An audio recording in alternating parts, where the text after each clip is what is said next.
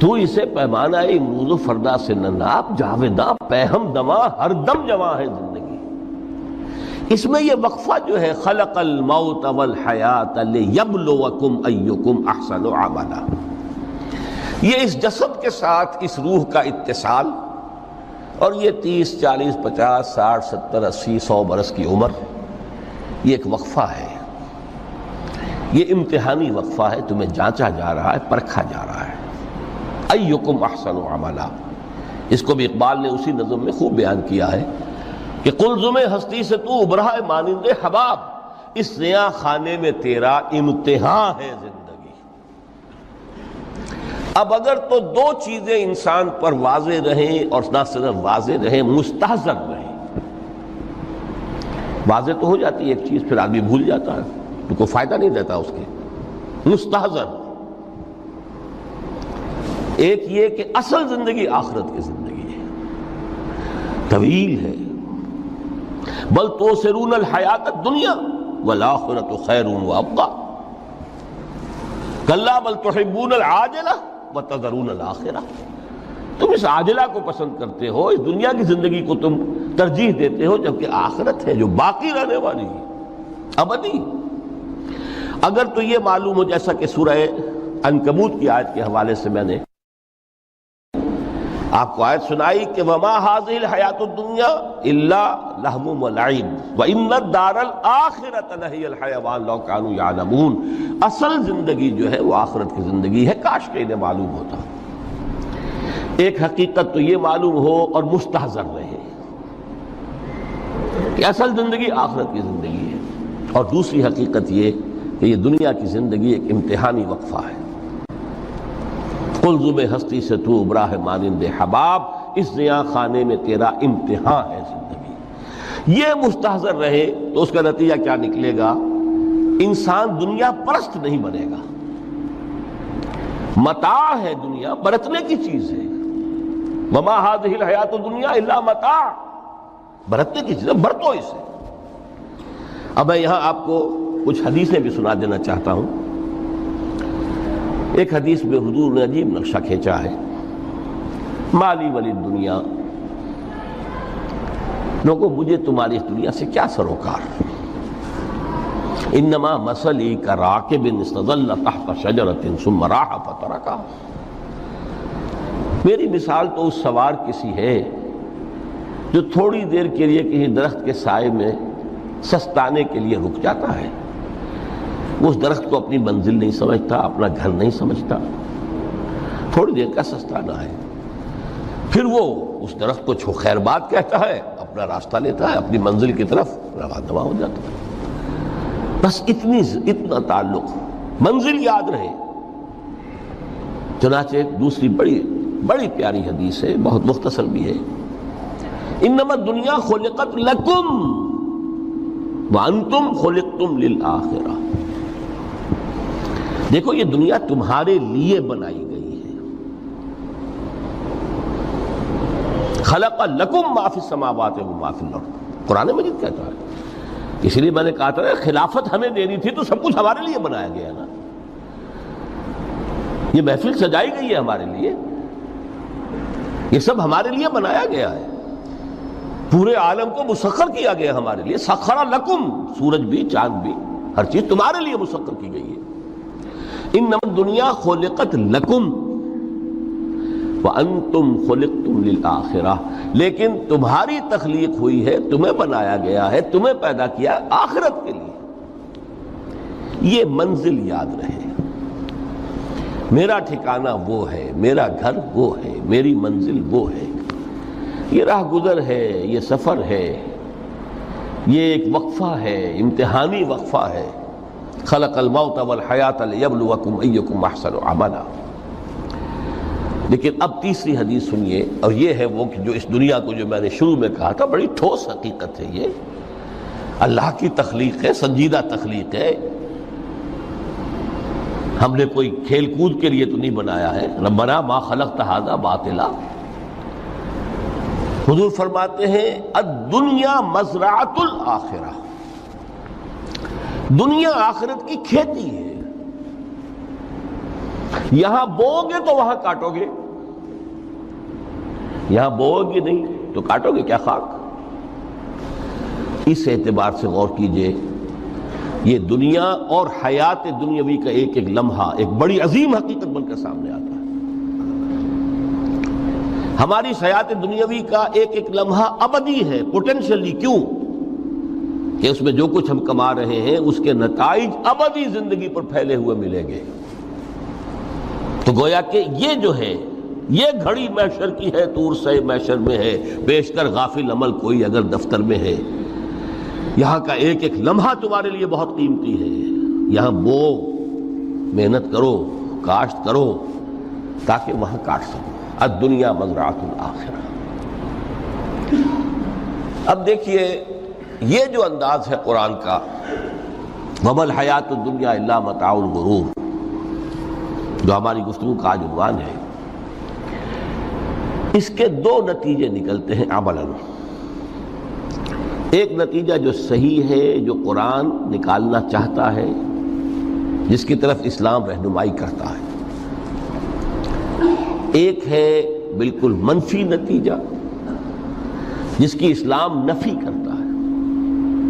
وہ منفی نتیجہ کیا ہے؟ دنیا دھوکے کی ٹٹی ہے، چھوڑو گھر گھرستی کو، دفع کرو، رب سے لو لگانی ہے۔ یہ شادی کر کے اور گھر گھرستی کا کھکیڑ مول لینا، کہاں ایک پیٹ کا پالنا، کہاں 10 پیٹ لگ جائے پیچھے، اسی میں آدمی جو ہے گم ہو کر رہ جاتا ہے۔ لہذا گھر گھرستی کو چھوڑو، تجدد کی زندگی گزارو۔ پھر یہ تمدن ہر جگہ شر ہے، برائی ہے، دھوکہ ہے، فریب ہے، جھوٹ ہے، دفع ہو جاؤ، جاؤ کہیں پہاڑوں کی چوٹیوں پر، کہیں غاروں میں، گپھاؤں میں، کہیں جنگلوں میں دھونی روا۔ یہ ہے اس کا ایک منطقی نتیجہ جو نکلا ہے دنیا میں، اور تقریباً تمام مذاہب عالم میں نکلا ہے۔ رہبانیت جس کی جس شد و بد کے ساتھ نفی کی ہے محمد رسول اللہ صلی اللہ علیہ وسلم، لا رہبانیت فی الاسلام، اسلام میں کوئی رہبانیت نہیں، نفی ہے، مکمل نفی، لا رہبانیت فی الاسلام۔ فرمایا کہ النکاح من سنتی، یہ میری سنت ہے، میرا طریقہ ہے، گھر گھرستی کی زندگی اختیار کرنا یہ میری سنت ہے۔ 3 صحابہ پر کچھ اسی طرح کا غلبہ ہو گیا تھا۔ صحابہ میں ہر طرح کے لوگ تھے،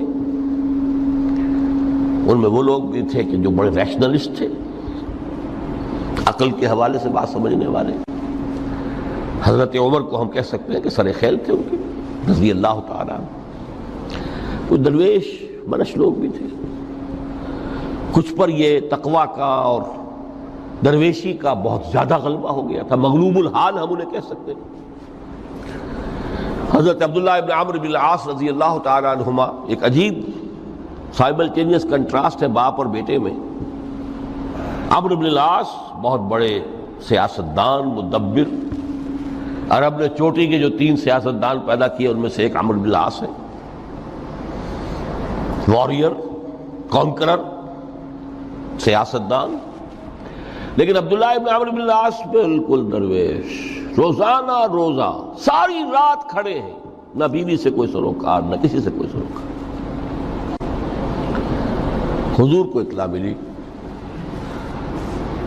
بلا لیا، جواب طلبی ہو گئی، یا عبداللہ اولا مخبر انک تصوم الدہر وتقوم اللیل، اے عبداللہ مجھے یہ خبر دی گئی ہے تم ساری رات کھڑے رہتے ہو، روزانہ روزہ رکھتے ہو، کیا کہتے ہیں؟ جی حضور ایسا تو ہے۔ لا تفعل، مت کرو ہرگز۔ فإن لنفسك عليك حقا وإن لزوجك عليك حقا وإن لزورك عليك حقا، دیکھو تم پر تمہارے اس جسم کا اور نفس کا بھی حق ہے، اسے آرام بھی دو، اس کی ضروریات بھی پوری کرو، اس کی دیکھ بھال بھی کرو، یہ بھی تمہارے پاس امانت ہے اللہ کی۔ پھر تم پر تمہاری بیوی کا حق ہے۔ کسی صحابی نے دیکھا تھا حضرت عبداللہ ابن عمرو بن العاص کی بیوی کو کہ وہ بالکل جیسے کہ میلی کچیلی حالت میں تھی۔ پوچھا یہ کیا حال بنا رکھا؟ ان کا کہ آپ کے دوست کو تو کوئی غرض ہے ہی نہیں سرے سے. ظاہر بات ہے کہ مسلمان بیوی اور کس کے لیے وہ سنگھار کرے گی جب شوہر ہی کو کوئی دلچسپی نہ ہو، اس سے غرض ہی نہ ہو. لا تفعل. رات کو سو بھی دیکھو مجھے، میں رات کو سوتا بھی ہوں، نماز پڑھتا بھی ہوں، میں روزے رکھتا بھی ہوں، ناغے بھی کرتا ہوں. دیکھو زیادہ سے زیادہ ہفتے میں 2 دن روزے رکھ لیا کرو کہ حضور مجھے اور تھوڑی سی اجازت. اچھا 1 دن ناغا 1 دن روزہ، صوم داؤد، اس سے آگے کی اجازت نہیں. اسی طرح 3 حضرات سراسراہت آتا ہے حدیث میں، بخاری شریف کی روایت ہے، ان پر بھی کوئی ایسا ہی غلبہ ہوا رہبانیت کا اور ترک دنیا کا. انہوں نے آ کے ازواج مطہرات سے معلوم کیا آپ کتنی رات نماز پڑھتے ہیں، کتنا دو سوتے ہیں، مہینے میں کتنے آپ روزے رکھتے ہیں نفلی. انہوں نے کوئی وہاں تو کھلی کتاب تھی سیرت محمد صلی اللہ علیہ وسلم، جو کچھ تھی حقیقت بیان کر. اب دیکھیے ایک عجیب ذہنیت، انہوں نے دیکھا کہ یہ تو کم ہے، ان کے اندازے کے اعتبار سے تو بہت کم ہے، لیکن یہ کہ اپنے آپ کو ذرا تسلی، حضور کی تو کوئی ضرورت نہیں ہے، آپ تو معصوم ہیں، آپ کے سے کوئی گناہ نہیں ہوا، کوئی خطا نہیں ہوئی، آپ کے لیے تو یہ اتنی عبادت ہمارے لیے تو کافی نہیں ہے، ہم تو گناہ گار ہیں. ایک نے عہد کیا کہ میں کبھی نہیں سوؤں گا، رات بھر کھڑا رہوں گا.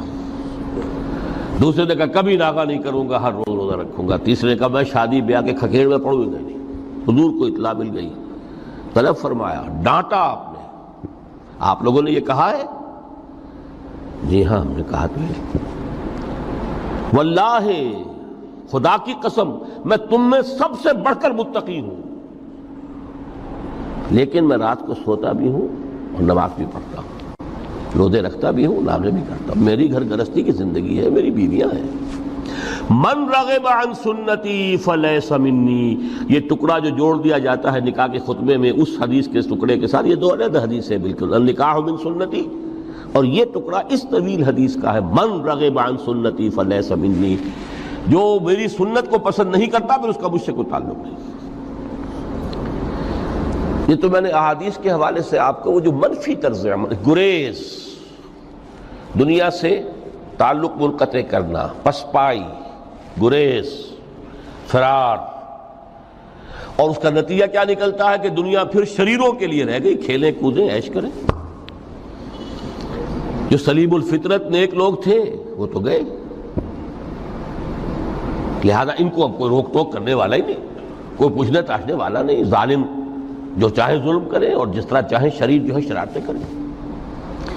قرآن مجید میں سورہ حدید اس اعتبار سے نہایت عظیم صورت ہے، نہایت عظیم صورت ہے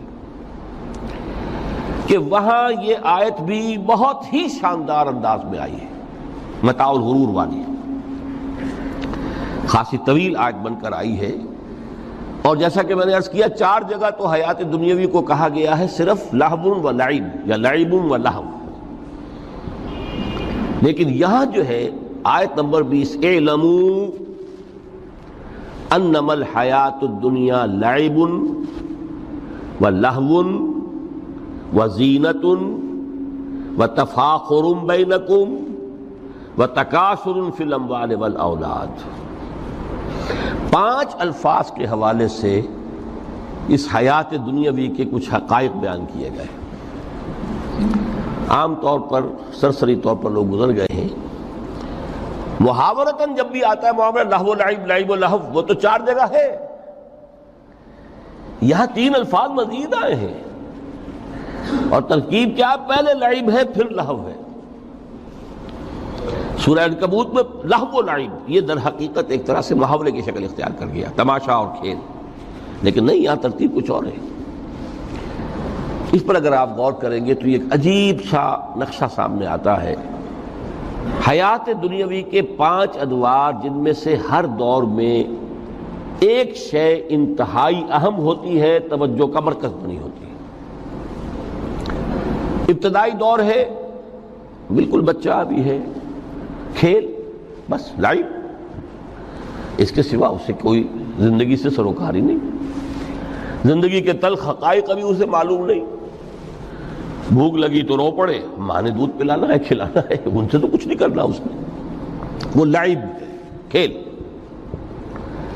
لیکن تھوڑا سا آگے چلتے ہیں، ٹین ایجر سٹیج میں جب داخل ہوتا ہے آدمی تو اب وہ نرا کھیل، معصومانہ کھیل نہیں رہتا، اس میں تلذذ، سینشول گریٹیفیکیشن کا عنصر شامل ہو جاتا ہے۔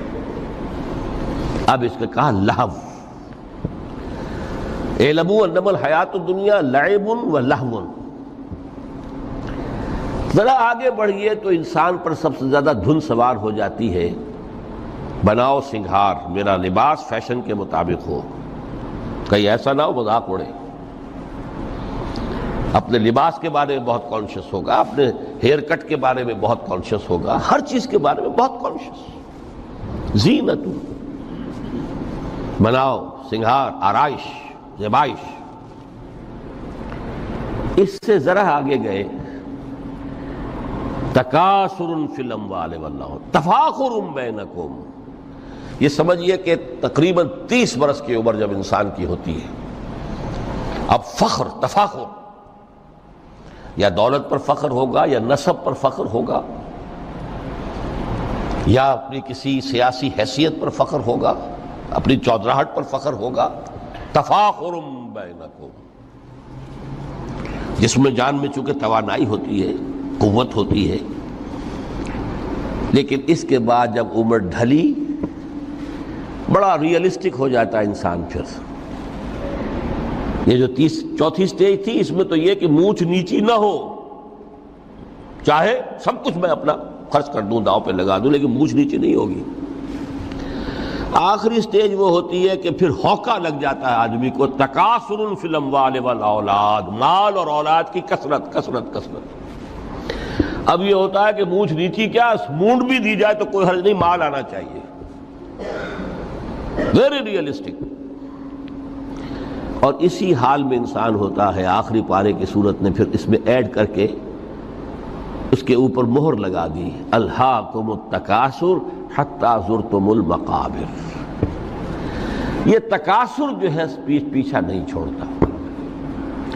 اتنی دولت بھی ہے کہ آپ کی 10 نسلیں کھا سکے اطمینان سے بیٹھ کر، تب بھی صبر نہیں ہوتا۔ بڑے میاں کی ٹانگیں جو ہیں وہ قبر میں لٹکی ہوئی ہیں، لیکن تکاثر جو ہے، تکاثر مال، وہ پیچھا نہیں چھوڑتا۔ حتی زرتم المقابر، یہاں تک کہ قبروں تک جا پہنچے، قبر میں اتار دیا جائے، جب تک ٹانگیں صرف لٹکی ہوئی ہیں اس وقت تک نہیں۔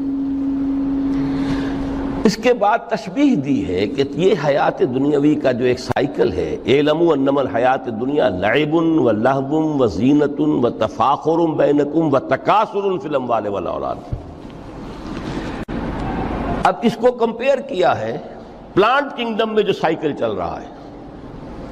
یہ ہمارا سائیکل ہے 60-70 برس کا، بچہ پیدا ہوا، خوشیاں منائی گئیں، پھر وہ لڑکپن سے، پھر ٹین ایجر سٹیج سے، پھر جوانی ہے، پھر ادھیڑ عمر ہے، اور پھر بڑھاپا ہے، اور پھر قبر میں اتارا جانا ہے۔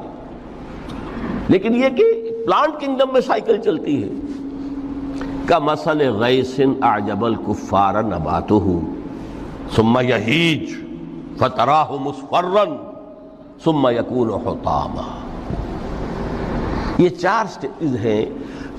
جیسے بارش برستی ہے تو سبزہ نمودار ہوتا ہے، اور کاشتکار کو بڑا اچھا لگتا ہے، اس نے بیج بویا تھا، اس نے محنت کی تھی، اس نے ہل چلایا تھا، اعجب الکفار نباتہ، اس کو بہت اچھا لگتا ہے، دل باغ باغ ہو جاتا ہے۔ جیسے آپ کے ہاں بیٹا ہوا، پوتا ہوا، خوشیاں مناتے ہیں آپ۔ کمثل غیث اعجب الکفار نباتہ ثم یہیج، پھر وہ فصل اپنی پوری قوت کو پہنچتی، فصل لہرا رہی ہے، فتراہ مصفرا، پھر وہ زرد ہو جاتی ہے، وہ ہریاول اب ختم ہوئی ہے، اب فصل پک گئی ہے، اب وہ زردی پر آ گئی ہے۔ ثم یکون حطاما، پھر وقت آتا ہے اگر وہ خضرو گھاس ہے تو پھر وہ چورا چورا ہو کر پھر وہ مٹی میں مل جاتی ہے، اور اگر فصل ہے تو کھیتی کٹ گئی، اس کے بعد کیا رہ گیا وہاں، وہ چورا ہی رہ جاتا ہے باقی۔ یہ لائف کا سائیکل چل رہا ہے، 3 مہینے کا ہو، 4 مہینے کا ہو، یہ ہے پلانٹ کنگڈم کا، وہ ہے سائیکل انسانی زندگی کا۔ اب فرمائی ٹیپ کی بات جو ہے، وفی الآخرۃ عذاب شدید ومغفرۃ من اللہ ورضوان۔ دیکھو دنیا کی زندگی تو ان سٹیجز سے ہو کر گزری جانی ہے۔ جو پیدا ہوا ہے اس پر بڑھاپا بھی آئے گا، موت بھی آئے گی۔ کل نفس ذائقۃ الموت، جو سورہ آل عمران کی 185ویں آیت کا پہلا جملہ تھا۔ ہر انسان کو جو پیدا ہوا موت آنی ہے۔ اب یہ ہے کہ وہ کہیں آپ نے محل میں گزار لی زندگی، کسی کٹیا میں گزار لی زندگی، کسی کی فٹ پاتھ پر گزر گئی زندگی، زندگی گزر جاتی ہے، گزرتی ہے، اور ان 5 سٹیجز میں سے ہو کر گزرتی ہے۔ آپ گندی گلیوں میں بچوں کو کھیلتے ہوئے دیکھتے ہیں، وہ بھی کھیل رہے ہوتے ہیں، نالیوں کے پانی کے اندر کھیل رہے ہوتے ہیں، ان کا بھی کھیل ہے، گندے جوڑ میں کھیل رہے ہوتے ہیں۔ وہ تو ہے زندگی کی وہ سٹیج جو ہے کھیل کی ہے۔ کسی کے پاس بڑے قیمتی کھلونے ہیں، ان سے کھیل رہا ہے، کوئی اس طرح گلی ڈنڈا کھیل رہا ہے یا کچھ اور کھیل رہا ہے، لیکن وہ 5 سٹیجز تو آئیں گی۔ اعلموا انما الحیات الدنیا لعب ولہو وزینۃ وتفاخر بینکم وتکاثر فی الاموال والاولاد کمثل غیث اعجب الکفار نباتہ ثم یہیج فتراہ مصفرا ثم یکون حطاما وفی الآخرۃ عذاب شدید ومغفرۃ من اللہ ورضوان۔ آخرت میں جا کر یہ بائیفرکیشن ہو جانی ہے، یا تو شدید عذاب اور یا اللہ کی مغفرت اور رضا۔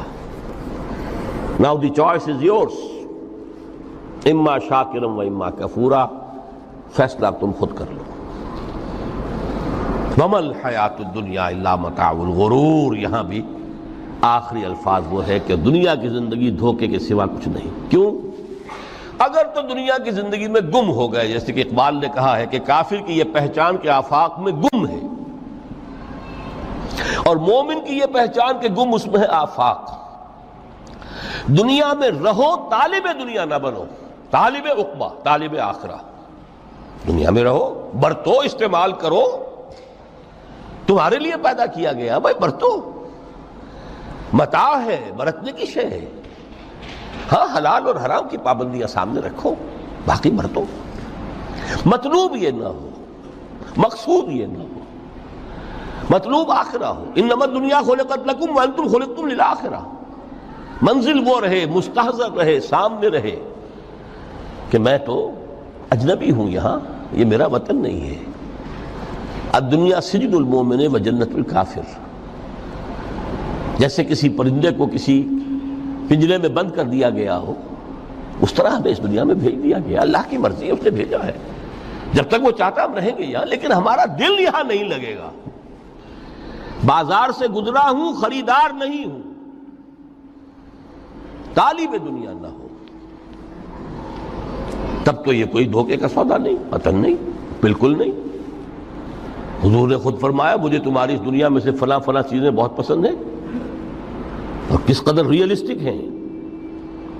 آپ نے عورتوں کے بارے میں فرمایا مجھے اس دنیا سے پسند ہے عورت۔ کوئی تصنع اور کوئی بھی تکلف اور کوئی خلاف فطرت بات نہیں کی محمد رسول اللہ صلی اللہ علیہ وسلم۔ آنکھوں کی ٹھنڈک میری نماز میں ہے، مجھے خوشبو پسند ہے۔ عورت کی طرف بھی آپ کا رجحان تھا۔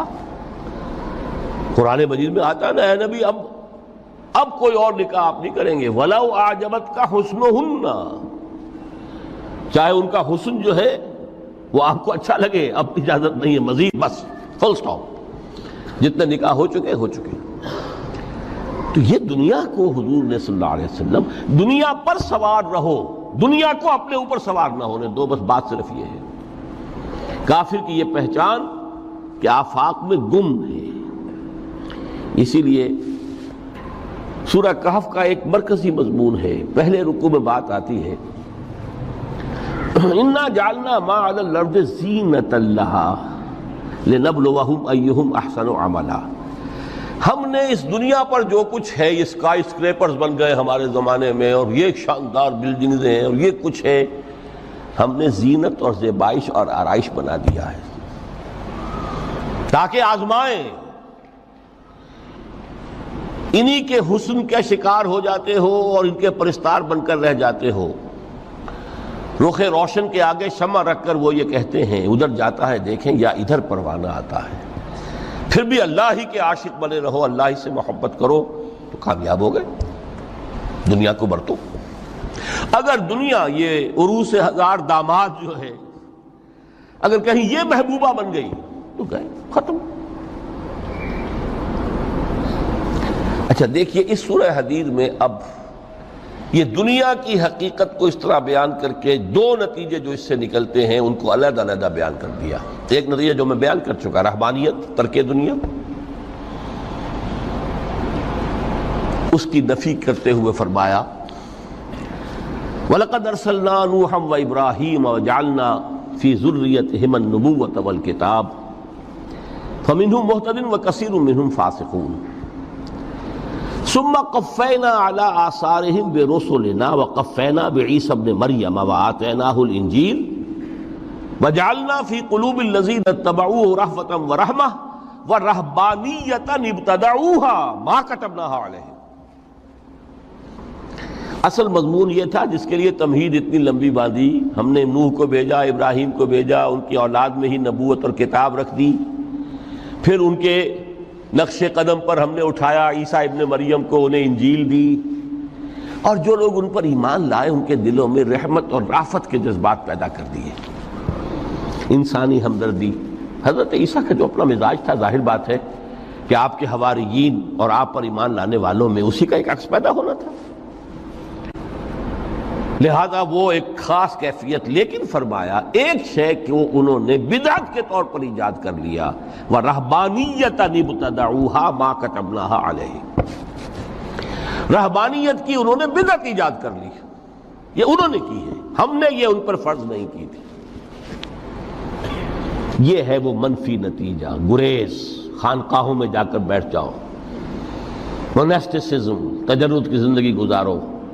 نتیجہ اس کا کیا نکلتا ہے کہ بظاہر راہب اور راہبائیں رہ رہی ہیں اور رہ رہے ہیں، اور اندر جو حرام کاری کے بازار چل رہے ہیں، اور تہخانوں کے اندر حرامی بچوں کی قبروں کے قبرستان بنے ہوئے.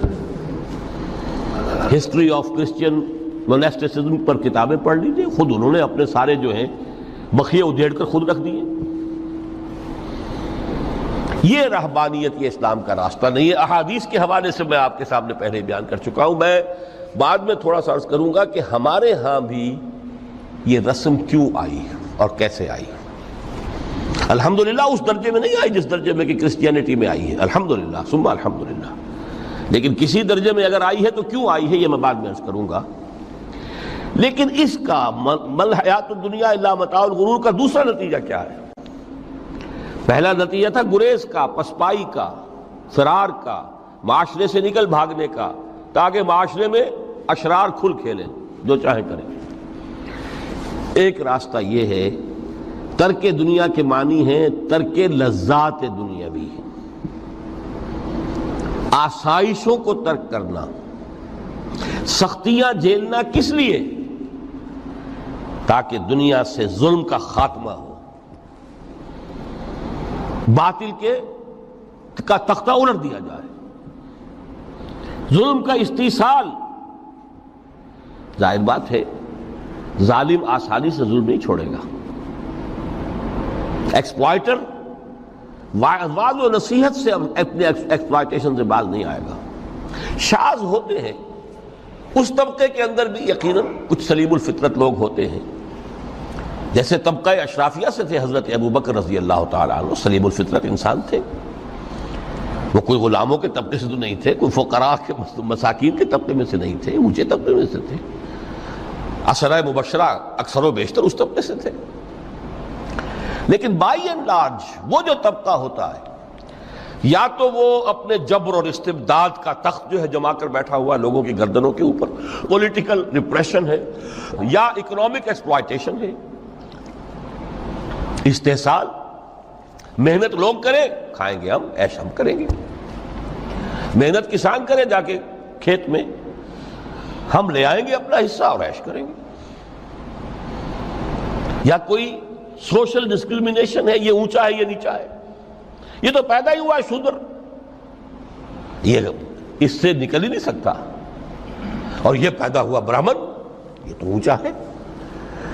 اس تینوں قسم کے ظلم، اس کا خاتمہ کرنا، اس کے لیے جد و جہد کی ضرورت ہے، جہاد کی ضرورت ہے، قتال کی ضرورت ہے. اور جہاد و قتال آپ نہیں کر سکتے جب تک کہ لذات دنیاوی سے کنارہ کشی نہ کریں، جب تک کہ اپنی بیلٹ کو ٹائٹ نہ کریں، جب تک کہ اپنی ضروریات زندگی کو کم نہ کریں۔ ضروریات زندگی کم کریں گے تو تفریغ الاوقات ہوگا، جو تبلیغی بھائیوں کی اصطلاح ہے بہت اہم، اپنے وقت کو فارغ کر سکیں گے۔ اس وقت کو فارغ کریں گے تو پھر وہ جد و جہد، وہ محنت، وہ جہاد، اس کے لیے آپ کے پاس وقت ہوگا، اس کو آپ لگا سکیں گے۔ پھر اس میں جب سخت سے سخت منزلیں آئیں گی تو اس میں میدان میں مقابلہ بھی ہوگا، جان کی بازی بھی کھیلنی پڑے گی، اس میں قید و بند کا وقت بھی آ سکتا ہے۔ 3 برس تک اگر محمد عربی صلی اللہ علیہ وسلم پورے خاندان بنی ہاشم کے ساتھ بدترین اسیری سمجھ لیجئے شیب بنی ہاشم میں جو رہیں، یہاں تو اسیروں کو آپ راشن تو دیتے ہیں، کھانا تو دیتے ہیں، وہاں تو اصل جو ہے وہ تو دونوں طرف سے گھاٹی کا منہ بند کر دیا گیا تھا، سیل تھی کہ کوئی شے جو ہے وہ جانے نہ پائے اندر۔ 3 برس، جس میں کہ وہ وقت بھی آیا ہے کہ سوکھے ہوئے چمڑے ابال ابال کر اس کا پانی جو ہے بلکتے ہوئے بچے، پھول جیسے بچے بنی ہاشم، ان کے حلق میں ٹپکایا گیا ہے، اور کچھ نہیں۔ کچھ تھے لوگ، حکیم بن حزام جیسے رضی اللہ تعالیٰ عنہ، بعد میں ایمان بھی لے آئے۔ حضرت خدیجہ رضی اللہ تعالیٰ عنہ کے چونکہ وہ قریبی رشتہ دار تھے، وہ پہاڑ کو کراس کر کے چوٹی پر سے اتر کر کچھ کبھی کبھی کھانے پینے کی چیز پہنچا دیتے تھے۔ یہ سارے مراحل آئیں گے۔ یہ جو ہے یہ مثبت ہے۔ ترک دنیا وہ نہیں، ترک دنیا سے مراد دنیا کی لذتوں سے، دنیا کی آسائشوں سے، ان سے آدمی اپنے آپ کو پیچھے ہٹائے، ان کو چھوڑے، ان کو ترک کرے، تاکہ اپنا وقت، اپنا مال، اپنی صلاحیتیں صرف کر سکے۔ کس کام کے لیے؟ اب اس کے لیے دیکھیے آیت نمبر 25 ہے یہ سورہ حدید کی۔ لقد ارسلنا رسلنا بالبینات، ہم نے اپنے رسولوں کو بھیجا واضح چیزوں کے ساتھ۔ بینات، بینہ وہ شے جو از خود ظاہر ہو۔ آفتاب آمد، دلیل آفتاب، جب سورج طلوع ہو گیا وہ خود اپنے وجود پر دلیل ہے، اس کے لیے کسی اور اضافی دلیل کی ضرورت نہیں کہ سورج موجود ہے، وہ تو ہے، سب کو نظر آ رہا ہے۔ تو بینات سے مراد معجزے بھی ہیں، اور وہ تعلیم جو ہے بنیادی دین کی کہ جو فطرت انسانی کی جانی پہچانی ہوئی شے ہے، دونوں پر اس کا اطلاق ہو جائے گا۔ لقد ارسلنا رسلنا بالبینات وانزلنا معهم الکتاب والمیزان، اور ہم نے ان کے ساتھ کتاب اتاری، میزان اتاری۔ یہ سب کچھ کس لیے کیا؟ لیقوم الناس بالقسط، تاکہ لوگ عدل پر قائم ہوں۔ یہ ہے سول آبجیکٹو۔ یہ نہیں بس ہماری کتاب پڑھ لیا کرے، ختم قرآن ہو گیا، اللہ اللہ دعا مانگ لی، چھٹی۔ قائم کرو اس کو، وہ میزان عدل نصب کرو، ہر ایک کو وہی تل کر ملے جو اس کا حق ہے، اور ہر ایک سے وہ لیا جائے کہ جو اس کے ذمہ واجب ہے۔ اگر یہ نہیں تو بابا پھر سب کہانیاں ہیں، شریعت اور دین اور نماز اور روزہ اور حج، کوئی حیثیت ان کی نہیں۔ اچھی طرح سن لیجئے میری بات، قرآن مجید میں کہلوایا گیا حضور سے، قل یا اہل الکتاب لستم علی شیء حتی تقیموا التوراۃ والانجیل وما انزل الیکم من ربکم۔ اے نبی ان سے کہہ دیجئے، کتاب والو تمہاری کوئی حیثیت ہی نہیں، ہماری نگاہوں میں تمہارا کوئی مقام ہی نہیں، جب تک کہ تم قائم نہیں کرتے تورات کو اور انجیل کو اور جو کچھ کے نازل کیا گیا تمہاری طرف، تمہارے رب کی طرف سے۔ قائم کرو، پھر آؤ ہم سے بات کرو، ہم سے دعا کرو، ورنہ دفع ہو جاؤ۔ Nothing doing. They don't care for you. لستم علی شیء حتی تقیموا التوراۃ والانجیل وما انزل الیکم من ربکم۔ اب قانون خداوندی تو بدلتا نہیں ہے، نہ فرام پرسن ٹو پرسن، نہ فرام نیشن ٹو نیشن، نہ فرام امہ ٹو امہ، اٹل ہے۔ وَلَن تَجِدَ لِسُنَّتِ اللَّهِ تَبْدِيلًا وَلَن تَجِدَ لِسُنَّتِ اللَّهِ تَحْوِيلًا۔ سنت اللہ تو ایک ہے۔ اب اس آیت کو ذرا پڑھیے، قُلْ يَا أَهْلَ الْقُرْآنِ لَسْتُمْ عَلَىٰ شَيْءٍ حَتَّىٰ تُقِيمُوا الْقُرْآنَ۔ وما انزل علیکم من ربکم، کہہ دو اے محمد کہ اے قرآن والو تمہاری کوئی حیثیت نہیں ہے ہمارے سامنے جب تک کہ تم قرآن کو قائم نہیں کرو۔ پڑھ لو اور اس کے قرات کے مقابلے منعقد کرا لو اور سونے کے تاروں سے اسے لکھ لو اور اس کو جو چاہو کر لو، کوئی حیثیت نہیں۔ قائم کرو اس قرآن کو، اس کے نظام کو، اس کے قانون کو، جو حضرت ابوبکر نے فرمایا تھا، پہلا خطبہ جو دیا ہے آپ نے بیعت خلافت کے بعد، تم میں ہر قوی میرے نزدیک ضعیف ہوگا جب تک کہ اس سے حق وصول نہ کر لوں، اور ہر ضعیف قوی ہوگا جب تک کہ اسے اس کا حق دلانا دوں۔ سورہ شورى میں حضور سے کہلوایا گیا قل وَأُمِرْتُ لِأَعْدِلَ بَيْنَكُمْ، مجھے یہ حکم ہوا ہے کہ میں تمہارے مابین عدل قائم کروں۔ میں واعظ بن کر نہیں آیا، میں بدھ مت کے بھکشو بنانے کے لیے نہیں آیا تمہیں۔ ہاں انقلابی عمل میں ایک مرحلہ آتا ہے، بدھ مت کے بھکشو بننا پڑتا ہے کچھ عرصے کے لیے، تیاری کا مرحلہ، وہ میں ابھی بعد میں ذرا بیان کر دوں گا، لیکن مستقل نہیں ہے یہ بدھ مت کے بھکشو۔ یہ بدماش جس طرح چاہیں کھل کھیلیں، ظالم جس طرح چاہیں لوگوں پر ظلم کرتے رہیں، تشدد اور جبر کا جس طرح سے چاہے معاملہ کریں، استحصالی نظام جس طرح ہوتا ہے چلتا رہے۔ شاہ ولی اللہ دہلوی رحمۃ اللہ علیہ کے الفاظ میں، انسانوں کی عظیم اکثریت ڈھور ڈنگر بن جائے، صبح سے لے کے شام تک کمر توڑ دینے والی مشقت کے بعد بمشکل 2 وقت کی روٹی ملتی ہو، اس کا کبھی خیال اسے اللہ کا آئے گا؟ کبھی اللہ سے لو لگا سکے گا؟ دنیا نے تیری یاد سے بیگانہ کر دیا تو اس سے بھی دل فریب ہے غم روزگار کے۔ اس لیے حضور نے فرمایا کاد الفقر ان یکون کفرا، یہ فقر جو ہے یہ تو انسان کو کفر تک پہنچا دیتا ہے۔ عدل قائم کرو۔ تو دیکھیے یہ آیت انتہائی گمبھیر آیت ہے قرآن مجید کی سورہ حدید کی، جس طرح وہ آیت متاع الغرور والی جس شان کے ساتھ سورہ حدید میں آئی ہے، اعلموا انما الحیات الدنیا لعب ولہو وزینۃ وتفاخر بینکم وتکاثر فی الاموال والاولاد کمثل غیث اعجب الکفار نباتہ ثم یہیج فتراہ مصفرا ثم یکون حطاما وفی الآخرۃ عذاب شدید ومغفرۃ من اللہ ورضوان وما الحیات الدنیا الا متاع الغرور۔ لیکن اس کا نتیجہ کیا نکلنا چاہیے؟ لقد ارسلنا رسلنا بالبینات وانزلنا معهم الکتاب والمیزان لیقوم الناس بالقسط۔ Now prepare for the shock۔ میرے نزدیک، میرے علم کی حد تک شاید دنیا کی کوئی انقلابی کتاب نہ ہو جس نے اس قدر عریاں طور پر کھل کر یہ کہا ہو کہ ظالموں کی سرکوبی کرو، کچلو ان کے سر۔ وانزلنا الحدید، ہم نے لوہا بھی اتارا ہے۔ ایک وقت آتا ہے ظلم نہیں ختم ہوتا جب تک کہ لوہے کی طاقت ہاتھ میں نہ آئے۔ انزلنا الحدید، ہم نے صرف کتاب ہی نہیں اتاری ہے، لوہا بھی اتارا ہے۔ فیہ باس شدید، اس میں جنگ کی صلاحیت ہے۔ ومنافع للناس، لوگوں کے لیے کچھ اور منفعتیں بھی ہیں،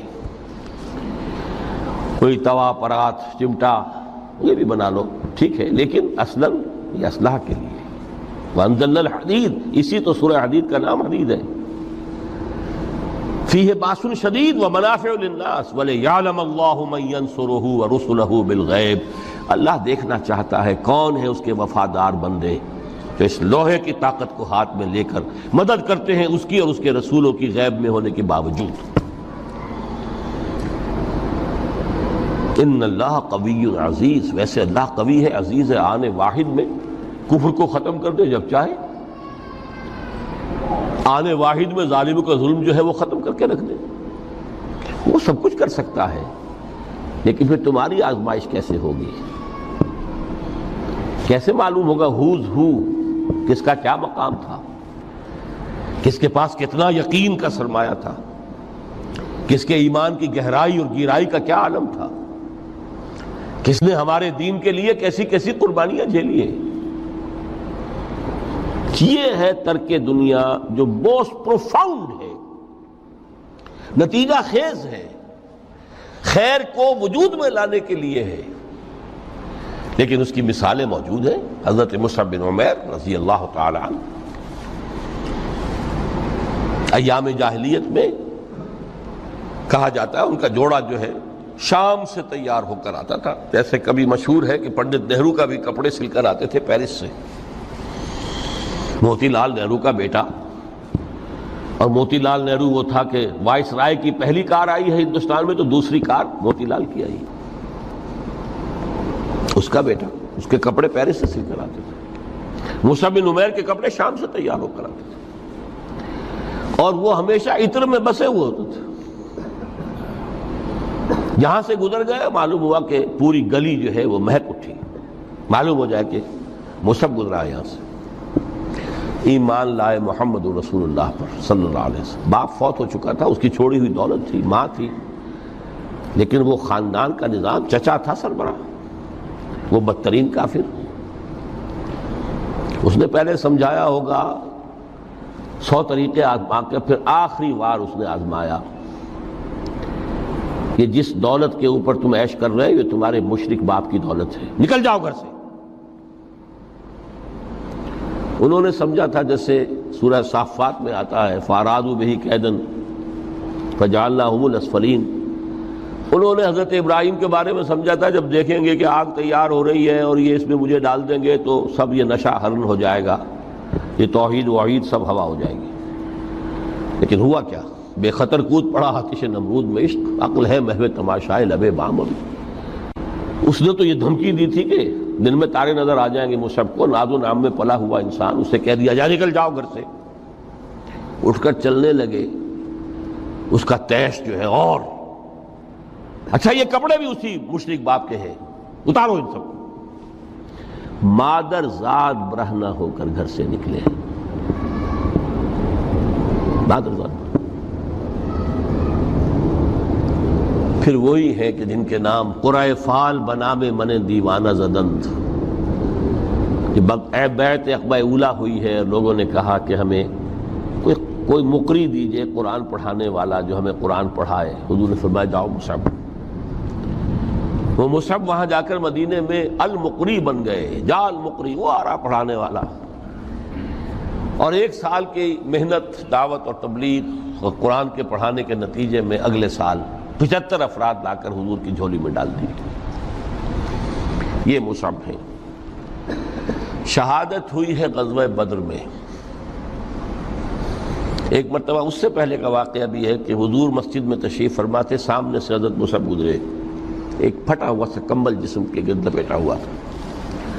حضور کی آنکھوں میں آنسو آ گئے۔ از کجا تاب کجا، یہ دیوانہ جو ہے اللہ کا اور رسول کا اور دین کا کہاں سے کہاں پہنچا ہے۔ غزوہ احد میں علم ان کے ہاتھ میں ہے، جس ہاتھ میں علم ہے وار پڑا، کٹ گیا، دوسرے سے پکڑا، اس کو بھی کٹ گیا، پھر دونوں جتنے بچ گئے تھے حصے ان سے سنبھالا، پھر شہید ہو گئے۔ جسم پر صرف ایک چادر تھی، اوپر سے جسم ننگا تھا، صرف ستر کے لیے چادر۔ دفن کرنے لگے تو مسئلہ ہی پیش آ گیا کہ چونکہ شہید کے تو کفن جو ہے اس کا اپنا جو بھی لباس پہنا ہو شہادت کے وقت، حضور سے کہا گیا کہ حضور مصعب کی چادر تو اتنی چھوٹی ہے کہ سر ڈھانپتے ہیں تو پیر کھل جاتے ہیں، پیر ڈھانپتے ہیں تو سر کھل جاتے ہیں۔ فرمایا سر کو چادر سے ڈھانپ دو اور پیروں پر اذخر گھاس لا کر ڈال دو، یہ آخری لباس نصیب